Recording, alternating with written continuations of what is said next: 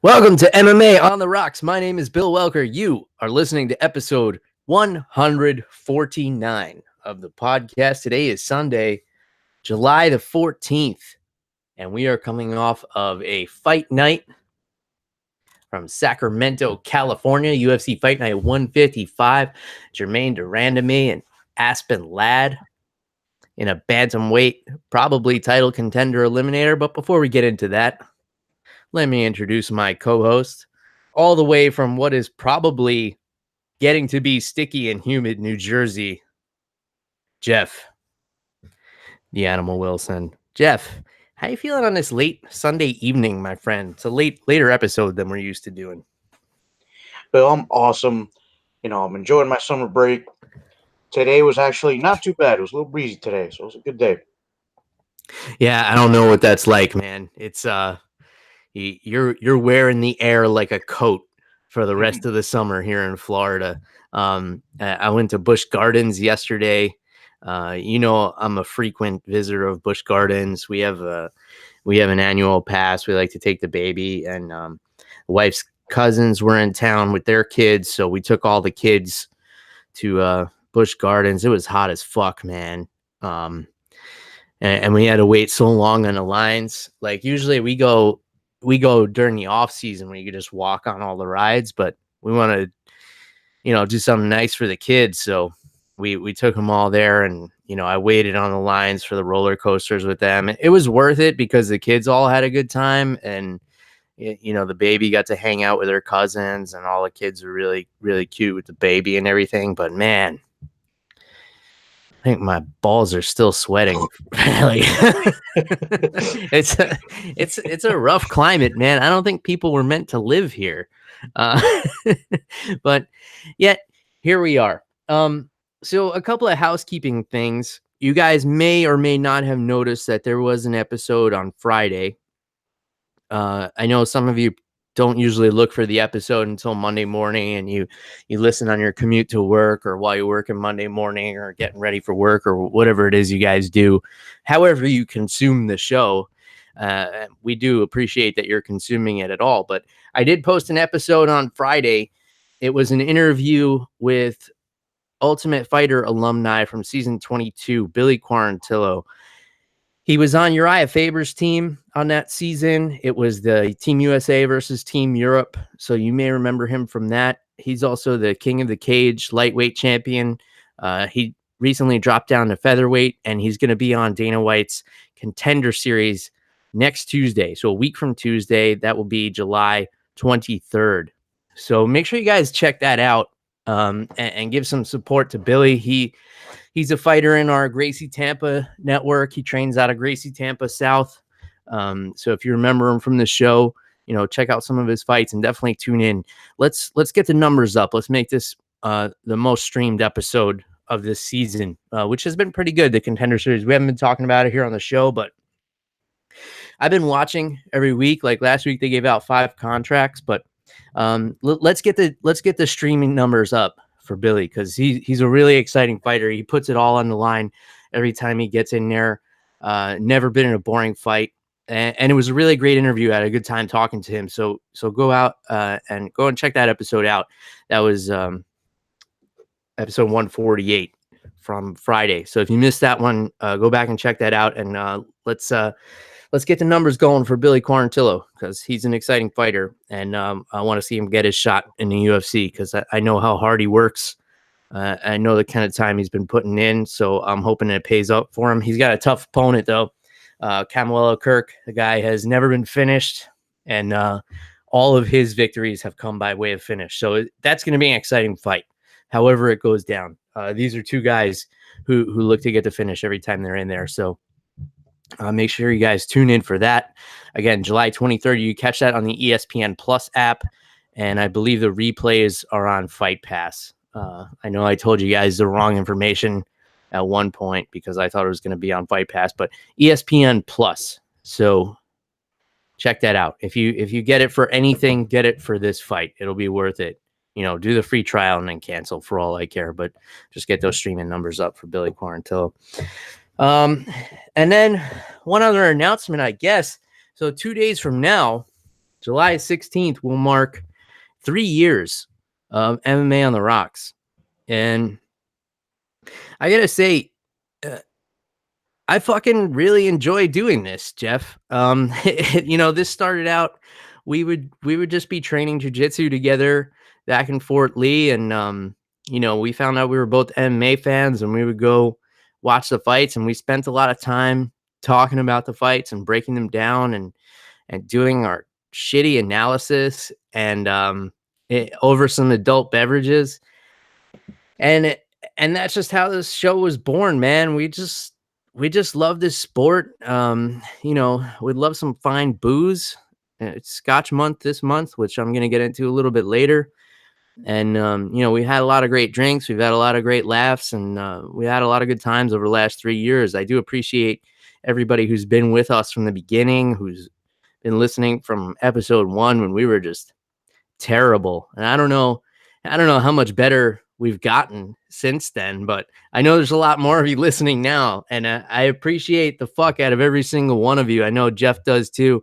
I didn't want to make a big thing out of it, but 3 years of doing anything is worth mentioning, at least, I guess. So yeah, man, Jeff, thanks for sticking this out with me for the past 3 years. I mean, I'm still having a good time. I don't know about you. Yeah, Bill, I'm having an awesome time. I think we'd be doing this anyway. We text during the fights, during the week leading up to fights, we're texting anyway. Um, and yeah, dude, I mean, I don't think I've been this committed to anything, Bill, besides like high school soccer. So, um, but yeah, Bill, like I said, And in another year, we'll have passed that commitment yeah, time because exactly. high school is only 4 years. Yeah, dude. But yeah, I'm still having a really fun time with it. Um, I'm trying to get my friends into watching fights because we'll go out to dinner on Saturdays. And the dinner we went out to in Atlantic City, I was trying to explain what was going on to them, and they were getting a little bit into it. They're a bunch of nerds, so we might have to take the Kobe Covington approach, with the nerd bash thing. Yeah, just But call them a bunch of virgins and yeah, dude. But yeah, Bill, I'm having so much fun doing this. And like I said, we'll be doing this anyway. So, Bill, speaking of enough of the sappiness, let's I get don't know into how sappy it was. I mean, You're getting too emotional on me, Bill. I think the only emotion was that you're kind of sharing the fact that you have commitment issues. I think that was the only emotion that came out of it. Now, it's not issues. I'm just lazy, Bill. but you, you get online every week to do this. Um. Anyway, so that's that. 3 fucking years. I've seen a lot of podcasts come and go in that time. So, Yeah. and our numbers keep going up. So, whoever's bouncing off of those other podcasts that don't make it, I guess they're tuning in to hear us have some drinks and talk about some fights, and we appreciate it. So let's talk about some fights. Let's get into it, man. So UFC Fight Night 155, Sacramento, California. The backyard of Team Alpha Male, who had a fucking awesome night. For them, they won 5 out of their 6 fights, and the one fight they lost was a decision. So Team Alpha Male looking in pretty good shape, including their commander-in-chief, Urijah Faber, coming away with a victory at 40 years old against a 25-year-old killer in Ricky Simone. So why don't we just start there? A lot of action on this fight. There were a lot of good finishes, and then it ended with a little bit of controversy. A lot of people thought early stoppages in the main event and the co-main event. I'm going to explain to you guys why I'm okay with both of them. Don't get me wrong. The referees, Mike Beltran and Herb Dean, definitely could have let these fights go on longer, both of them. But I'm going to give you my explanation when we talk about them, why I'm not overly upset with the stoppages. So let's start. I already started talking about Urijah Faber. So he dropped Ricky Simone with a big overhand right that he said he learned from Song Yadong, who joined the Team Alpha Male crew, within the past year or so. dropped him hard with that. And here's why I'm okay with the stoppage. The way Ricky Simone went down, he fell pretty much face first. And that's a clear sign of a concussive knockout.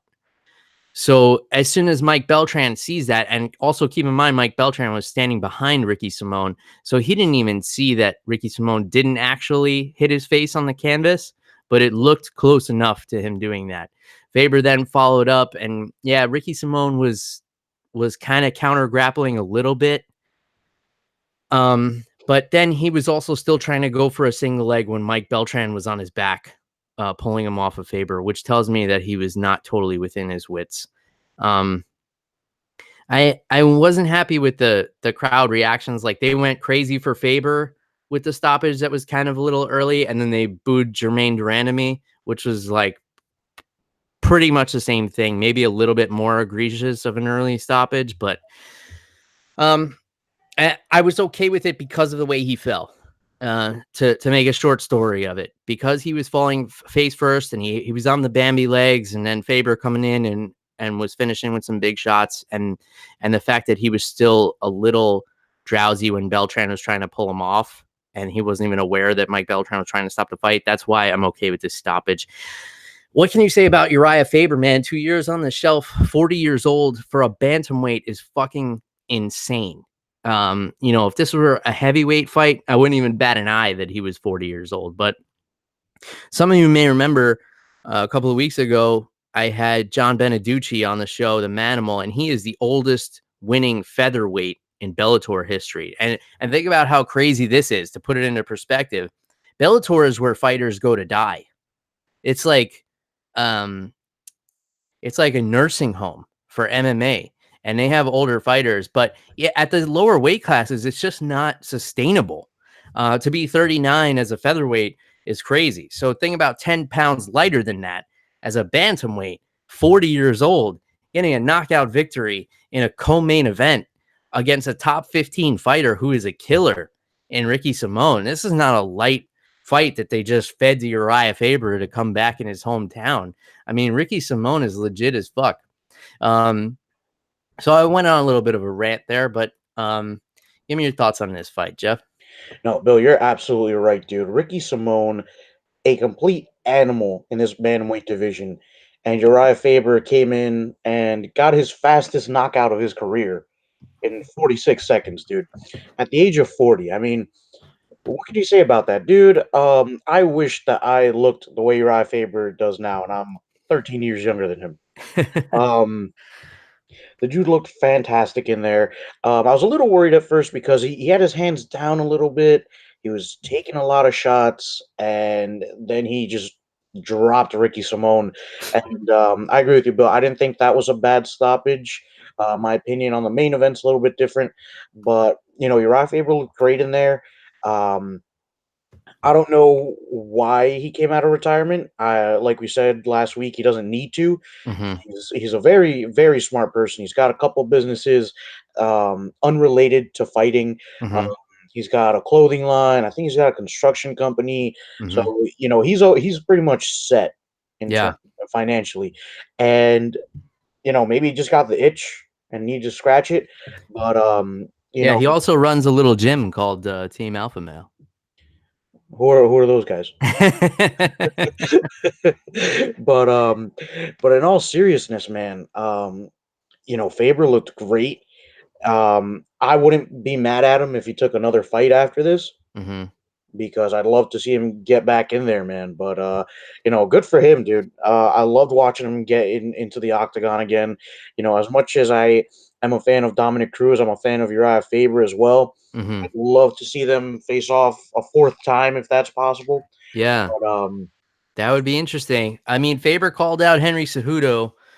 Man, and he beat a legit contender. I mean, Ricky Simone yeah, was ranked 15th, I think. He's technically undefeated in the UFC, although he shouldn't be, because in his first UFC fight, it was against Merab Dvalishvili, and that was the fight you guys may remember. It was back in April of 2018, where he had Merab in a guillotine at the end of the fight, and Merab didn't tap. He didn't pass out. He stood up and walked around and was totally fine, and he dominated most of the fight. He would have easily won a decision, but they ruled it a technical submission to that guillotine. So he shouldn't have had that win, but um, it doesn't matter because on paper he got it. He's 3-0 in the UFC. Now, should anybody get a title shot after coming off the shelf for 2 years and beating a number 15 ranked guy in the division? Absolutely not. But if anybody's going to get that privilege, it'll probably be Urijah Faber, and there'll be a lot of people who are very upset about that, myself included, because I would like to see that opportunity go to Aljamain Sterling. But you know, at the end of the day, this is just the way the business works, man. Urijah Faber is one of the most well-known and recognized athletes to ever step inside the cage. He's a legend. He gets to cut the line, probably. Is it right? No, but is it likely that it'll go that way? Maybe. It depends how the numbers were on this fight, and how Henry Cejudo's timeline. Faber's not getting any younger. I definitely wouldn't rule it out as a possibility. Do I think it's the right call? Maybe not, but would I be totally shocked if that's the direction they went? No, definitely not. What are your thoughts, Jeff? Yeah, Bill, I gotta disagree with you on this one. I think that the way that Frankie Edgar, and we talked about this a little bit before, the way Frankie Edgar kind of may not deserve, but he kind of deserves that title shot against Max Holloway at 145.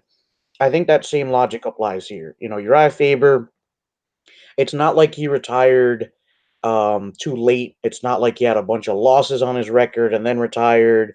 It's not like he was getting hurt a lot and retired. He retired and he was still running the table in this bantamweight division, dude. He was one of the guys you had to beat to even get a title shot at bantamweight. So I feel like, this win, he looked really good. I feel like maybe he's not deserving a title shot, but I wouldn't be opposed to him getting one. And I feel like that's kind of a dream matchup, dude. Uriah Faber, very well rounded, a very good wrestler in his own right, against Henry Cejudo. I think that's a great matchup to make. Um, Unfortunately, Bill, your marketing brain is starting to rub off on me. So I feel like that puts more butts in seats than Aljamain Sterling versus Henry Cejudo. And Yeah. Sterling still has time, so. Yeah, and it's tough, because Faber has a loss to Jimmy Rivera, who Aljamain beat in dominant fashion. And before that, he had a loss to Dominic Cruz. So if he had stuck around and been fighting all this time, I don't know if he would be near a title shot, but because, he was able to make such a splash in the comeback and everything. And him and Henry Cejudo actually have a history as well. When Henry Cejudo was first talking about doing MMA, he went out to Team Alpha Male, and supposedly Urijah Faber just totally worked him over in the gym. And Cejudo has had a vendetta out for him ever since. Like, he's always wanted to fight him.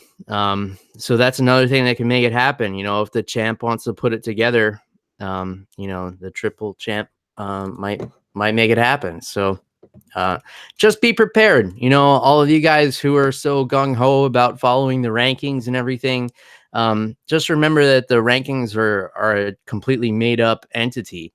They don't really mean anything. They're just for media purposes to help people understand the sport a little bit better. At the end of the day, these decisions are made to run the business.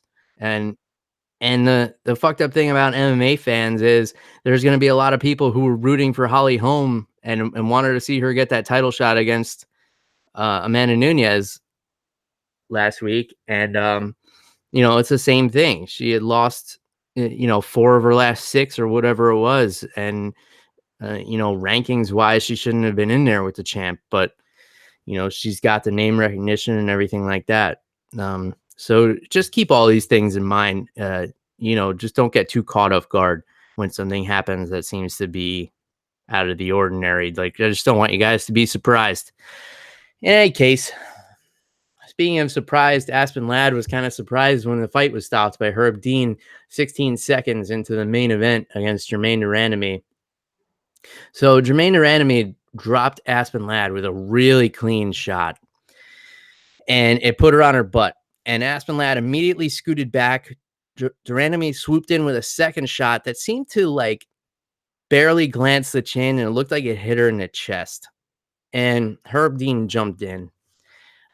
Here's why I'm going to say I was okay with this stoppage. Now, it was definitely an early stoppage. Don't get me wrong. They could have let this go on. We all know how tough Aspen Ladd is, but everybody saw the video of Aspen Ladd weighing in, and she looked like death warmed over. She was twitching on the scale.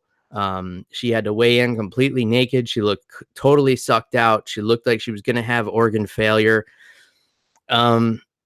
As a matter of fact, it's a surprise that the California State Athletic Commission even let her compete, because if this had happened in New York, you can guarantee she would have been pulled from the main event. If that display had happened at a weigh-in for a fight at Madison Square Garden, Aspen Ladd would not have even gotten the opportunity to get in the cage against Germaine Randamie. Now, I bring that up because everybody saw that video, including Herb Dean. You know, Herb Dean is not a dumb guy. He's up to date on MMA. He follows everything. He knows everything about all the fighters. He's watching all the news, all the social medias. He's very educated about who he is refereeing inside the cage. He saw this video of Aspen Ladd almost collapse on the scale. So when he saw her first take that first clean shot that put her straight on her butt, you know, he's already thinking, I need to stop this thing. And then he may not have had the best angle when that second shot landed, and he thought that was clean. And her eyes looked a little glazed over, but that's kind of how Aspen Ladd looks. She always kind of looks like her eyes are glazed over a little bit. So, you know, he jumped the gun a little bit, but he was erring on the side of caution. He was thinking about the fighter's safety. He saw Aspen Ladd almost die on the scale the day before, and he didn't want her to take any unnecessary shots, which, you know, maybe she would have. Maybe she would have been able to recover guard or get back up, or we don't really know because we didn't get to see it. But if you let Randamie, who's a really powerful striker, you know, Muay Thai kickboxing world champion, had like close to 60 Muay Thai fights, you let her get in there close against a girl who's rocked and drop down some hammers on her. And then, you know, everybody's bringing out the torches and pitchforks for Herb Dean because he let this girl who almost died on the scale almost die in the ring, in the cage rather. And that's why I'm kind of okay with the stoppage. But at the end of the day, he definitely should have let it go longer. But, you know, that's why I wouldn't say that this even would stand a chance in an appeal, considering that a lot of athletic commissions wouldn't have let her get in the cage in the first place. So that's my thought on it, Jeff. What do you think about this main event and how it worked out? All right, Bill. I'm gonna give you both sides of the equation here. So, you know, I didn't watch the weigh-ins, so to me, it was an early stoppage. You know, it felt like Aspen Ladd could have kept going after that second shot on the ground, but once and you gave an awesome explanation, and that, you know, being able to put it into that context, I think it was the right decision from Herb Dean. Like you said, you know, you can't put a fighter at risk like that. We've talked about how, you know, your brain needs to be hydrated, your brain needs water, and um, you know, getting knocked out or something, it definitely takes a lot more out of you when you are dehydrated. We talked about it when TJ Dillashaw lost to Henry Cejudo, and honestly, Bill, you know, putting it in that context, I gotta side with you on this one. I think it was a good stoppage. You know, Aspen Ladd can always recover from a loss. She can't. You know, it's going to be harder to recover from a more permanent brain injury or anything like that because she was dehydrated. Uh, Mhm. so you know, on that note, I'm just not happy that Germaine Randamie won. You know, I'm not a fan of hers. Yeah. Um, so you know, from that aspect, I would have liked to see it keep going, but you know, all things considered, I think it was the right call from Herb Dean. Yeah, and Durandamy kind of screwed herself out of a title shot because she was already the number one contender in the division. She could have called out Amanda Nunes. They fought before. Durandamy lost to her before she went on this epic run. to become the best female fighter on the planet. And she did the old whatever the UFC thinks. Like, come on, you just knocked out this undefeated kid. However, early stoppage or not, on paper, it's going to go down as a 16-second knockout. And a lot of people aren't going to remember it because, truthfully, a lot of people probably didn't watch this card. And you could have had your call out. They could have cut up the promo to make it look like you knocked the shit out of Aspen Ladd. And then you could have called out the champ and gotten the title shot. But, once again, she is her own worst enemy, man. She gave up the title at 145, and it looks to me like she gave up the opportunity to get the title at 135 because, she didn't ask for it. So they're probably going to pass her over and wait for another contender to arise, or they're probably going to put Amanda Nunes at 145 and have her fight the winner of Cyborg and whomever Cyborg's fighting next. As for Aspen Ladd, this was tough too. I mean, the weight cut was tough to watch, but this happens a lot. You'd be surprised how many fighters look that bad and then they're able to just put their poker faces on, get on the scale, and then get backstage and collapse. It happens all the time. I've seen it in person. I've seen it in videos, and Randamie may have been just as dehydrated. She's pretty thick for that division. She says she doesn't cut a lot of weight, but she's pretty well built. The other thing with Aspen Ladd, she took this fight less than 2 months after going to war with Sijara Eubanks in May. So maybe too quick of a turnaround. I know she's super tough and she's got a lot of amateur experience, but she maybe should have pumped the brakes a little bit. I don't know what the rush was because this is a fairly wide open division. The champ has cleaned out pretty much all of the contenders. So she had plenty of time to get on Amanda Nunes's radar and do it the safe way, not taking a fight 2 months after going to war. In any case, let's move on. Another Team Alpha Male guy who had a great night, Josh Emmett, looked really good against Mirsad Bektic. I didn't know what kind of fight this was going to be because it's two really tough guys, two really hard hitters. Emmett is known for just loading up that overhand right and dropping people to the dirt with it. He's got to be one of the hardest punchers in this division. And it wasn't the overhand right that did it. It was really stiff jab that dropped Bektic. And then once Emmett swarmed on top of him, he was just relentless. And eventually Jason Herzog had no choice but to step in. I was okay with this stoppage. This one wasn't early because Bektic was definitely rocked as tough as he is. Give me your thoughts on this fight from Josh Emmett, Jeff. Yeah, dude, this was a really good fight. I mean, they were feeling each other out at first, and Josh Emmett, like you said, he just landed this really stiff jab. I was really surprised that Bektic actually went down from that. The jab is not a punch that we associate with, putting people on the floor. But hey, it was sweet, dude. And I thought it was a good stoppage. Good for Josh Emmett. I was a little worried after one of his previous losses. I can't remember who it was, but I remember it being a really bad knockout. Um, so I'm really glad that he's back in the win column. Really good fight. I figured this would be an exciting fight, but I was hoping it would go a little bit longer, Bill. And I'll be honest with you, I only caught the main card for this one, but I felt like there were a lot of really good gems in here. Like every fight was really, really exciting. Yeah, for sure. I think the knockout you were thinking of was Jeremy Stevens. He knocked him out with those elbows. And Emmett has had a lot of problems in the past with broken hands. He punches so hard his own hand doesn't want to stay together. So there's been those setbacks in his career. I believe he's had a broken jaw at one point too. That was really hard for him to recover from. But yeah, he looked great against a really tough guy in Mirsad Bektic. So hopefully he's injury free after that one and he's able to make a quick turnaround of it and, get another fight soon. Karl Roberson against Thurman Merman was I can't help but think that when I see Wellington Turman. In any case, Roberson looked good, man. He's gonna he's been on a hot streak since coming off that Contender series. And then I was telling you last week, Jeff, not to overlook Marvin Vettori. He got the unanimous decision over Mutante.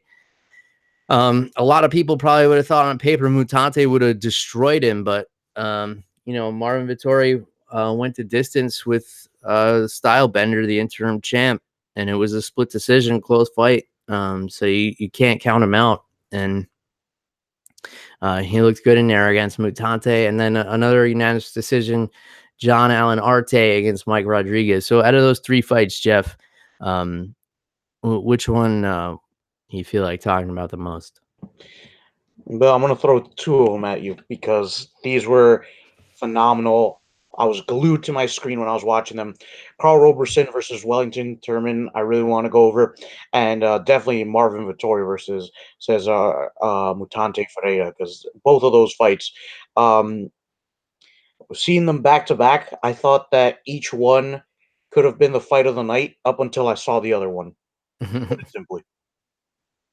Yeah, those are really exciting, really back and forth. Guys that the UFC wants to see in there. Guys that really want to go for it and go for the finishes and never stop. Andre Fili, so another Team Alpha Male guy with a big knockout victory over Germaine Moraes. And this was a big night for Fili, not just because he's fighting on a card with 5 of his teammates. It was the day before was the first time he had seen his dad in 17 years because his dad had been locked up. So he gets out, he meets his dad, and then I guess his little sister or something was in attendance as well. So he was like, I'm not going to lose in front of my dad and in front of my sister. And, sure enough, he kept that promise to himself with a first round knockout over Germaine Moraes. I know you didn't catch the prelims, Jeff, but I would encourage you to watch this one and go back and check it out. If I give you one fight from the preliminary cards here. All right, I'm definitely gonna check that one out. But Bill, if you don't mind, I did want to just jump back real quick to that Marvin Vettori versus Mutante fight Yeah. because, dude, Marvin Vettori, you said not to count him out, and I kind of did for a sec just because of the run that Mutante has been on. Mhm. But Marvin Vettori, man, you got to give it up to him. He looked amazing in there. He had no trouble anywhere the fight went. On the feet, he was looking good. In the clinch, he was looking really, really solid. When it came to the ground game, Marvin Vettori was landing the takedowns. He was on top. And when Ferreira did get into a good spot, Vettori was able to get out of it. I was a little worried at the end because they were both looking really, really exhausted. But that was another thing, man. I don't think Mutante is used to being with his back against the wall here, and he was looking exhausted after the first round. And Vittori, his cardio just held up a lot better. Ferreira's all bloody at the end of this fight, and Vettori was landing some really, really good shots later in the rounds, man. Once he loosened up a little bit, it was all Vettori for this one. And as for Karl Roberson, man, he's just a tough dude. Wellington Turman, Jiu-Jitsu black belt, and causing a lot of problems for Roberson on the ground. Roberson, he wasn't getting dominated, but he was definitely in some bad spots, and he was able to just explode out of them. To me, that's a win in its own right, is not getting tapped by a black belt on the ground. Mhm. And on the feet, it was all Roberson, man. This fight was super back and forth, really exciting to watch. And I felt like Roberson deserved the win. A lot of people started booing when they announced that he won. I have no idea why. The fight was exciting. Obviously Roberson was getting the best on the feet. Turman Mhm. was doing really well on the ground, and Roberson would just explode out of things, which to me that's awesome to see. Is him just not turn over and let this guy choke him out. So Mhm. he was able to just that's all he needed to do was just not get tapped out because on the feet it was all him. So 2 really, really exciting fights. Definitely recommend these 2 to go back and watch if you haven't already. Yeah, for sure. I think the judges just didn't want to give it to Thurman Merman. That was the real reason. Um, I'll just kind of. I only have a few brief comments on the rest of the prelims. Juliana Pena coming back after a long layoff. Her last fight was against the current flyweight champion Valentina Shevchenko, and last night she fought the first flyweight champion, kind of Nico Montano, who was stripped of the title a while back because she had some weight issues and pulled out of some fights and things like that.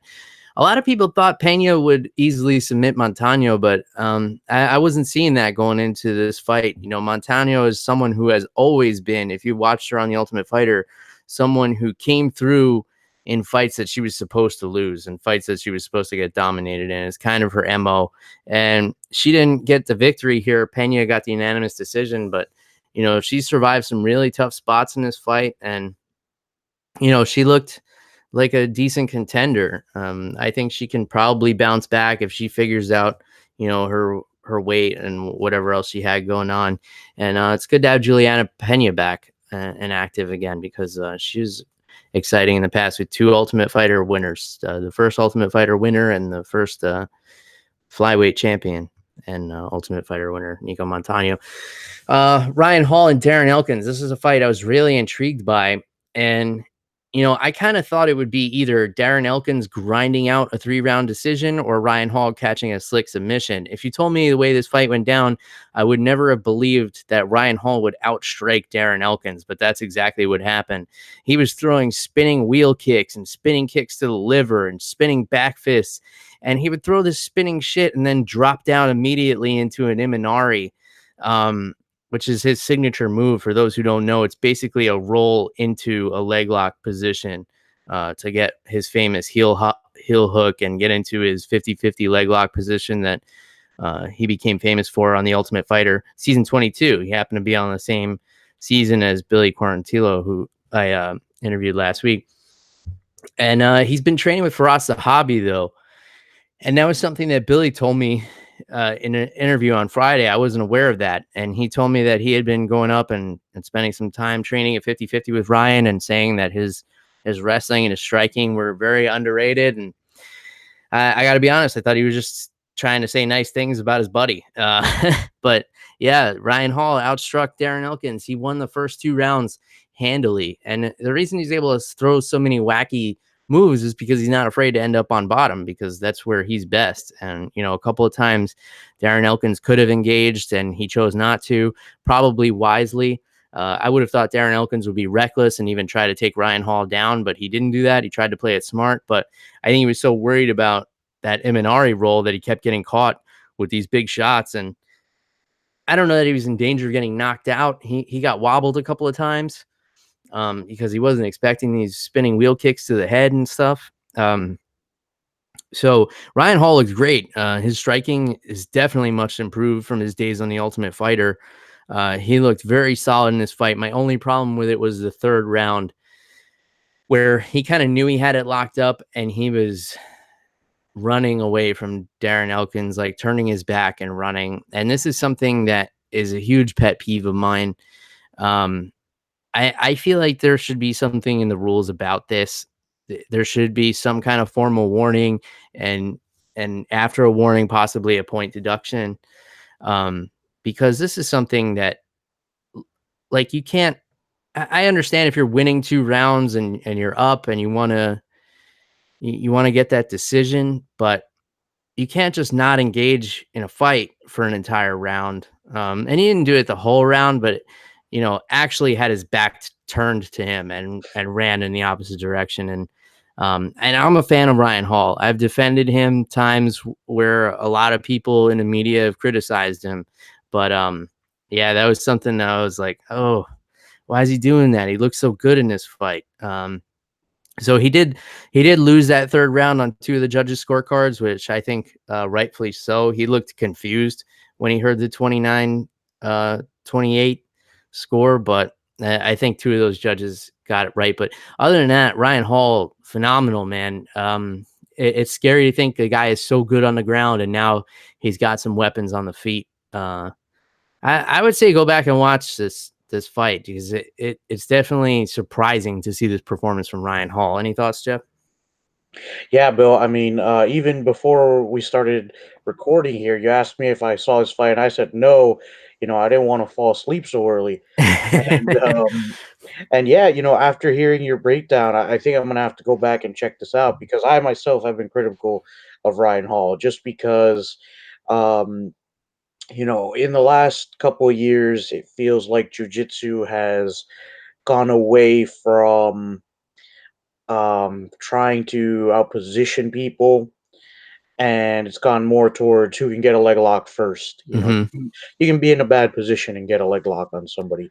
Um, but with that said, hearing that Ryan Hall's striking has improved has definitely made me think about maybe going back and watching this one. I feel like Ryan Hall, he's great on the ground, and to see him add another weapon to his arsenal, I think that makes for a very dangerous fighter here. Hmm. Yeah, and there's a lot of interesting matchups for him in this division. You know what it was like watching Jeff in the original Willy Wonka when you first see Willy Wonka walk out and he's got the cane and you think Mhm. he's gonna fall down on the ground, but then he does like that somersault. That was what it was like watching Ryan Hall throw a spinning wheel kick. Like you think like he's just gonna dive for Darren Elkins' legs, and then he like jumps up and he's he's trying to kick him in the face. Um, so yeah, it was kind of cool. Jonathan Martinez with a knee knockout against Ping Yuan Liu with 7 seconds to go in the fight. So that was pretty cool. And then Benito Lopez. So Darren Elkins was the only Team Alpha Male fighter to get a loss on this card out of the 6 that were on here. And Benito Lopez was the 6th. So he was the first victory for Team Alpha Male unanimous decision over Vince Morales. And there was a pretty egregious foul in that fight by Morales. And Did he kick him in the dick? no, in the head. No dick kick. Hmm. Uh, I would have respected him more if it was a dick shot. yeah, I guess it's a little dirtier to kick someone in the head. It affects the fight more. In any Yeah. case, you can bounce back. Once your nuts descend from inside your gut. But getting rocked, your head could be reverberating for quite a while after that. So, um, you know, cool card. I it- was I wasn't that into it, and I had a lot going on, and I had a really long day, and being out in the sun all day. So, um, I wish I could be more enthusiastic about it for you guys on our 3-year anniversary, no less. Um, but I got to tell you, I'm excited for the card next week, Jeff. But before we get into that, I want to talk about a little bit of Scotch whiskey because, as you well know, it is Scotch month on the podcast. So I'm going to talk to you about another one of my favorite scotches. I'm holding it right here for the viewers on YouTube. It is the Macallan 18-year-old, exclusively matured in selected sherry oak casks from Spain. Um, this is just a fantastic scotch, and this is another great place to start. Um, it You could start easily with the 12-year. We've talked about on the show before. We had people come over and we did a blind taste test between the 12 and the 18, and most people couldn't tell which was which, and a lot of them said they actually liked the 12 better. So until your palate kind of adjusts to drinking scotch, you could stick to the 12. The 10 is also a very nice scotch. I got to give a shout out because this bottle I'm holding in my hand, it actually came from a buddy of mine, the penny loafer pummeler, Paul, who's a teammate of mine at Gracie Clearwater. And I'm positive he's listening to the show right now. So shout out to Paul. Brought this bottle over my house, and he was part of that little taste test. A wine connoisseur, Paul is. So he actually chose the 12-year over the 18 in that taste test. But really nice scotch. It's like we were talking about last week, Jeff. There's peaty scotches that have that smokiness to them because they use the peat smoke to dry out the malt. And then you have scotches that are more like dessert. This would be definitely like more on the sweeter dessert side. It's got like a lot of chocolate notes on the nose. The flavor is like a lot of dried fruit. It's very rich, very full, much like the Glenlivet I was talking about last week. So definitely not on the peaty side with this one.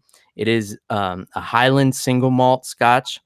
And like I told you guys last week, that term single malt just means it was distilled in one place. That's it. The malts didn't come from multiple distilleries.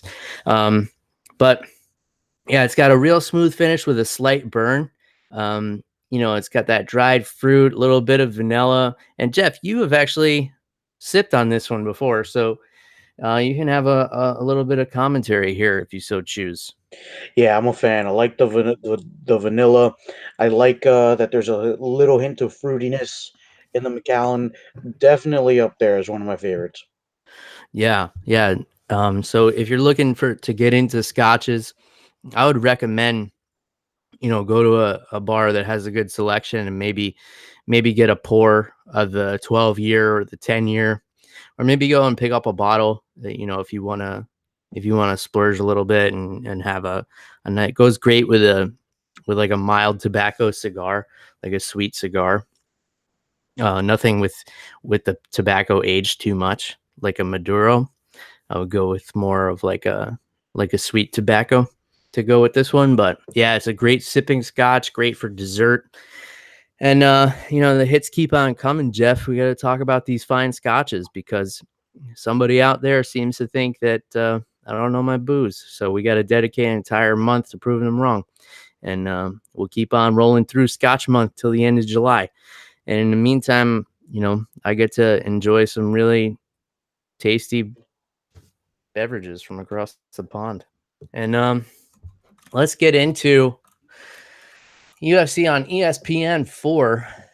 This is headlined by Rafael dos Anjos and Leon Edwards. This was actually a really great main event that is probably not going to have a lot of hype behind it because these are not two guys that are known to do too much talking. Leon Edwards probably most famous for getting three-pieced and sodaed by backstage by Jorge Masvidal. But that was pretty out of character for him. I don't know who put him up for that. He was usually pretty respectful guy, great striker, coming off a big win over Gunnar Nelson that was overshadowed by getting pieced up backstage. And Dos Anjos, sorry, always in there as a top contender. He's been in there with some of the best in the world, former champ at lightweight, and he's been killing it at welterweight. A couple of setbacks, but against really high level wrestlers, it seems to be his only weakness. What are your thoughts on this main event, Jeff? I'm excited for this one, Bill. Dos Anjos, Brazilian Jiu Jitsu black belt. He's not going to be going for Leon Edwards' legs. He's going to go in there and just try to take his limbs off of his body. And if that doesn't work, he's just going to punch him in the face and use relentless pressure. I'm really excited for this one. Two really good fighters. Leon Edwards, like you said, really good striker. But Dos Anjos is just so well-rounded. He can fight wherever the fight goes, whether it be on the ground, clinch. He's really good everywhere. So I'm excited for this one. Great main event. And honestly, Bill, I'm liking a lot of the fights I'm seeing on this card. We got Alexei Olenek versus Walt Harris. I think that one's going to be a slugfest. We have James Vick versus Dan Hangman Hooker. That is a really, really exciting card. I think that's probably the fight I'm excited for most, second only to Dos Anjos versus Leon Edwards. Alexander Hernandez making his first appearance since getting knocked out by Donald Cerrone. Andrei Arlovsky, your boy, versus Ben Rothwell, Alex Caceres Mm-hmm. of the year, Raquel Pennington, Sam Alvey, Roxanne Modafferi, who's a friend, Reenzilla, aka Serena De Jesus, friend of the show. They're roommates together. Ray Borg is on here. Bill, I'm excited for this card. Yeah, man. The Walt Harris and Alexei Olenek fight is really intriguing to me. Olenek, of course, coming off that TKO loss to Alistair Overeem, but I saw him maybe a week later at the Fort Lauderdale card and shook his hand. His hand is the size of my fucking head, Jeff. I don't have a I don't have a very large head, but it's definitely not small. And he could palm my face like a basketball if he wanted to. Jeez. That's a large-handed man. So that's an interesting fight, Walt Harris and Olenek. That should be very interesting. If Olenek can get his hands on Walt Harris, bad news. But if Walt Harris can keep the distance and kind of piece Olenek up, he's shown some susceptibility to that. But Olenek, very unorthodox striker as well. He comes in with those big clubbing strikes, so you just like swinging his fist like a fucking action figure with the springs broken. And then I like the Ben Rothwell and Andrei Arlovsky fight. These are two old school heavyweights. This is actually a rematch. Andrei Arlovsky knocked out Ben Rothwell in the third round. They fought each other in Affliction. A lot of people, yeah. How's that for a throwback? A lot of people may not even know this, but that terrible T-shirt company, the Affliction T-shirt company, was an MMA promotion for a little while. Mm-hmm. They were the first ones to bring Fedor Emelianenko over from Pride. Once Pride was dissolved, they used to fight MMA in a ring, and Andrei Arlovsky fought Ben Rothwell there, and that was a long ass time ago. I want to say it was 2008. Man, Arlovsky's been at this thing for fucking forever. He's been fighting 20 years now, Jeff. He's been fighting, almost as long as the UFC's been around. Plus whatever combat sambo and stuff he was doing before that, and whatever unsanctioned fights he had over in Belarus. Jeez. So yeah, just a fucking dog, man. I love Arlovsky. I'm always excited to see him on a card, even though hasn't had the best of luck lately. And then let's see, what was the other one I was really excited for? Roxanne Modafferi, of course, and Jennifer Maia. That should be an interesting fight. Alexander Hernandez and Francisco Trinaldo is really interesting to me. And I'm looking at Sherdog right now, and they usually have these out of order, but they have that as the first prelim. If that's the case, I'm going to tune in for that. But that one should be a little bit higher up. Those are two sluggers getting in there. And then James Vick and Dan Hooker. That's a fun fucking fight too. I still really like to see James Vick move up to welterweight, but if he's going to be there and fight Dan Hooker, then fine. That's fun. I'm for it. I'm sold. I'll watch. So yeah, this should be a fun one, Jeff. I'm looking forward to it. Any other thoughts on this one? Yeah, dude, just that James Vick versus Dan Hooker fight and Alexei Olenek versus Walt Harris, just four tough dudes, man. They're all durable. It is going to be like just looking up and down at this card. It looks really exciting. And Hernandez versus Trinaldo, I am on Wikipedia, and it looks like that's going to be on the main card. Don't quote me though. Stuff moves around all the time. But yeah, dude. Yeah, this whole fight card looks really, really good, man. I might even tune in for the prelims for this one. Yeah, for sure. I'm excited. I don't think I have anything going on next weekend. No more Busch Gardens for me. So I'm going to be home in the air conditioning watching this. All right. I wanted to, so we've been doing this for 3 years, like I said, Jeff, and I do appreciate everybody who's been a long time listener and who goes out of their way and takes some time to leave a review for the show. I really greatly appreciate that. Every single one of them. I wanted to go ahead and read one of the reviews we got recently, Jeff. It had been a while since I went and checked them. I'm always asking you guys to do it. So I thought, I should go in and read them. So here is a very interesting one from Dirty Taint 717. It says, a go-to podcast for anyone who didn't catch the fight. Pun game is pretty weak, but Bill definitely knows MMA. Great job explaining other promotions too. Despite declaring he isn't a hipster, Bill tests coming out of the hipster closet with his talk of sour beers, pumpkin ales, and brewery tours. His reviews of bourbons, tequilas, and Japanese whiskey are awesome, but a clear attempt to hide the fact that he keeps a bottle of beard oil in his cardigan.